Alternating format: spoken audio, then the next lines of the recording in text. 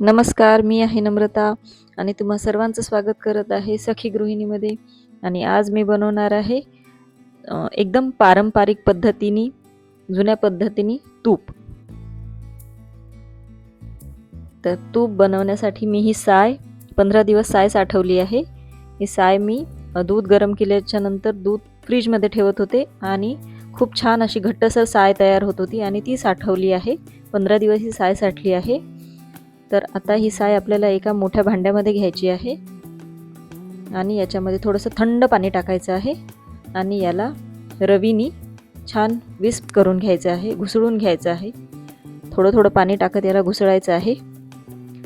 पाहू शकता याला लोणी तयार होत आहे. आता लोणी तयार झालेलं आहे. आणखी थोडंसं थंड पाणी टाकून याला आपण घुसळून घेऊया.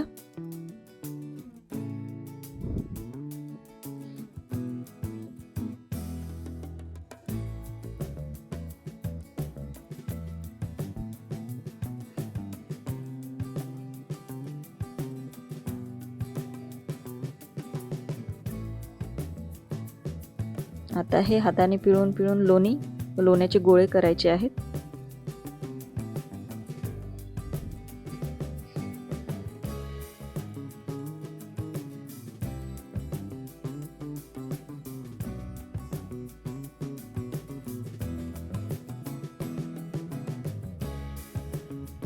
हे लोणी तयार आहे. आता याला कढवण्यासाठी ठेवायचं आहे एका गंजामध्ये. आणि हे पहा, ताक पण तयार झालेलं आहे. एकदम गोड असं छान ताक तयार झालेलं आहे. आता हे लोणी आपण कढवासाठी ठेवायचं आहे.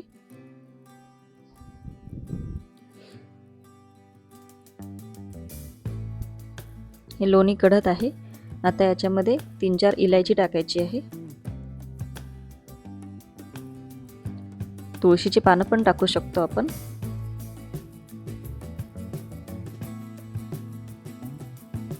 हे लोणी कढत आलेलं आहे. तूप बनत आहे याचं.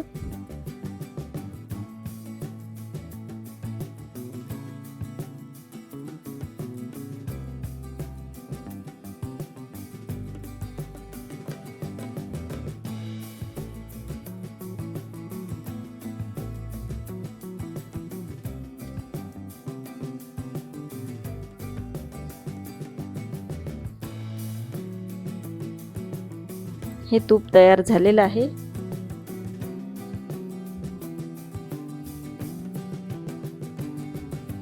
खूप छान स्मेल येत आहे याची.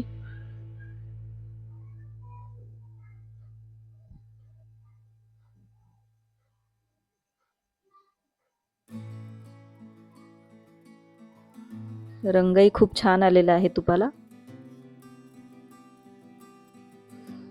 पुरणपोळीवर हे तूप खूप छान लागतं आणि पराठे कशावरही लावून आपण खाऊ शकतो. घरगुती तुपाची स्मेल खूपच छान येते. लहान मुलंही खूप आवडीने खातात.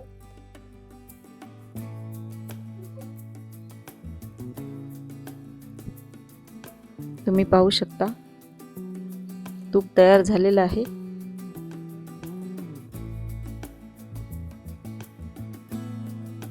हे पहा, हे तूप तयार आहे. आता याला गाळून एका डब्यामध्ये भरून ठेवून द्यायचं. तुम्हाला जर ही रेसिपी आवडली असेल तर प्लीज माझ्या चॅनलला लाईक करा.